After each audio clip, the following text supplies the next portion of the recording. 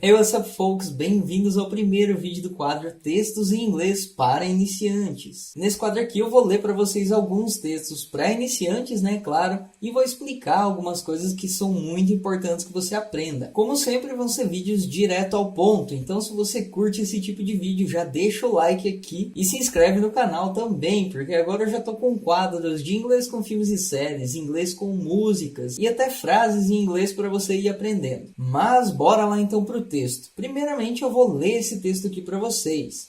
Então vamos lá. Billy always listens to his mother. He always does what she says. If his mother says, brush your teeth, Billy brushes his teeth. If his mother says, go to bed, Billy goes to bed. Billy is a very good boy. A good boy listens to his mother. His mother doesn't have to ask him again. She asks him to do something one time, and she doesn't ask again. Billy is a good boy. He does what his mother asks the first time. She doesn't have to ask again. She tells Billy, "You are my best child." Of course, Billy is her best child. Billy is her only child. Bom, antes de eu começar a explicação, aqui eu deixei já separado para vocês a tradução desse texto. Billy sempre escuta sua mãe, ele sempre faz o que ela diz. Se sua mãe diz escove os dentes, Billy escova os dentes dele. Se sua mãe diz vá para a cama, Billy vai para a cama. Billy é um menino muito bom. Um bom menino escuta sua mãe. Sua mãe não tem que pedir para ele de novo. Ela pede para ele fazer alguma coisa uma vez e ela não pede de novo. Billy é um bom menino. Ele faz o que a mãe dele pede a primeira vez. Ela não tem que pedir de novo. Ela fala para o Billy, você é o meu melhor filho. Claro que o Billy é o melhor filho dela. Billy é o único filho dela. E agora vamos lá para as explicações. Então, começando aqui, né? Billy always listens to his mother. O Billy sempre, always, listens to his mother. Por que o listens aqui, né, que é o verbo to listen, de ouvir, por que ele está com esse S aqui no final? É porque aqui a gente está usando o Billy, né, a gente está se referindo ao Billy, que é a terceira pessoa do singular. No caso, em inglês, a gente poderia substituir por he, né, porque he significa ele em inglês. Então, sempre que a gente fala ele ou ela em inglês, o verbo ele vai mudar um pouco, ele vai ter um S aqui no final. Algumas vezes tem outras coisas também. Eu explico um pouco mais sobre isso lá no meu treinamento, tanto no gratuito quanto no treinamento completo. O link para os dois está aqui na descrição. Aí aqui, né, continuando, he always listens to his mother. Ele sempre escuta a mãe dele. A mãe dele. Então, his significa dele. He always does what she says. He always does what she says. Aqui prestando atenção na pronúncia, né, dessa palavra aqui, é says. Muita gente pronuncia says, mas não, é says. E aqui também a gente está usando o does, né? Por que a gente usa o does e não usa o do? Porque, de novo, a gente está usando o he. E sempre que tem he, she e it, vai ser um pouquinho diferente ali o verbo. Nesse caso aqui, o do vai virar o does. Ou seja, para he, she e it, a gente vai usar o does ao invés do do. E aqui, esse verbo significa dizer, né? Say, to say. E ele está com esse S, porque ele está na frente do she, né? Então, de novo, o verbo muda um pouco. If his mother says, brush your teeth, Billy brushes his teeth. Aqui, ó, não foi acrescentado só um S, né? Foi acrescentado um ES. Essa é uma das regras para os verbos que você usa com a terceira pessoa do singular, né? No caso, he, she ou it. E aqui a gente aprende como dar ordens em inglês. Então aqui, ó, ela não usa o infinitivo, né? Ela não usa esse to brush. Ela só simplesmente fala brush your teeth.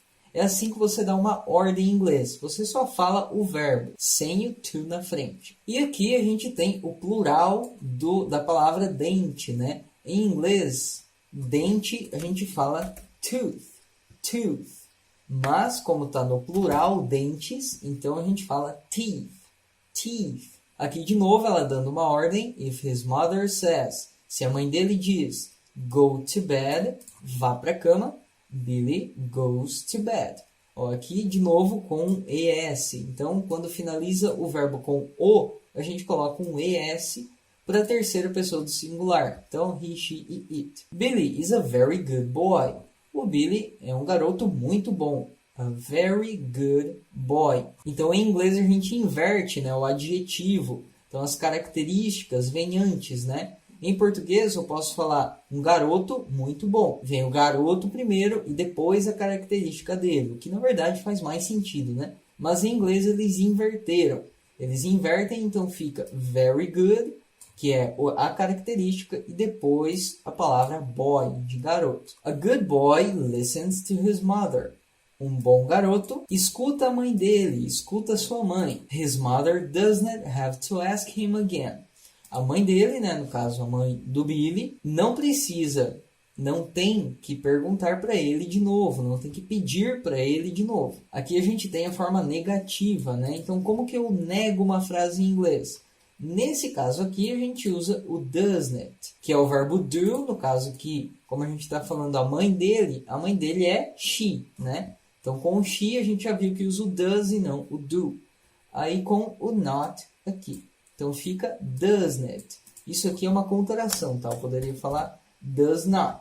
Mas, nesse caso aqui, tá does not. As duas formas estão certas. Aqui a gente tem a palavra ask, que é de pedir alguma coisa. She asks him to do something one time. Ela pede para ele fazer algo uma vez. One time. Eu poderia falar once também. Em vez de one time, falar once. Também está certo. Mas aqui foi usado one time, então vamos deixar one time.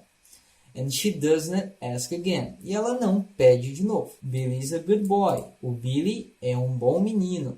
Aqui ó, a gente está usando o verbo to be, né? Que muita gente tem medo do verbo to be, mas ele é bem simples.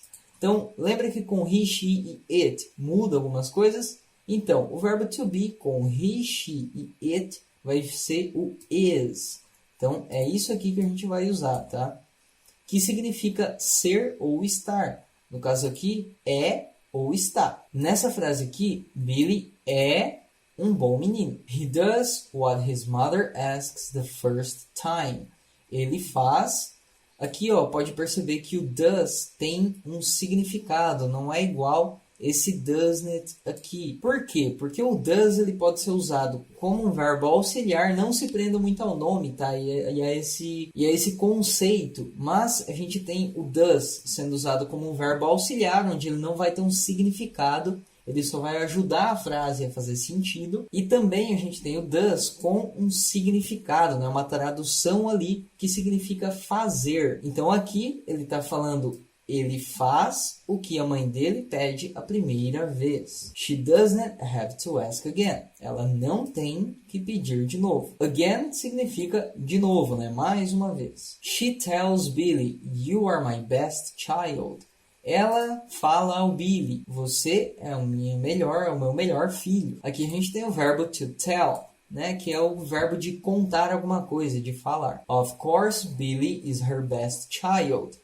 É claro que o Billy é o melhor filho dela.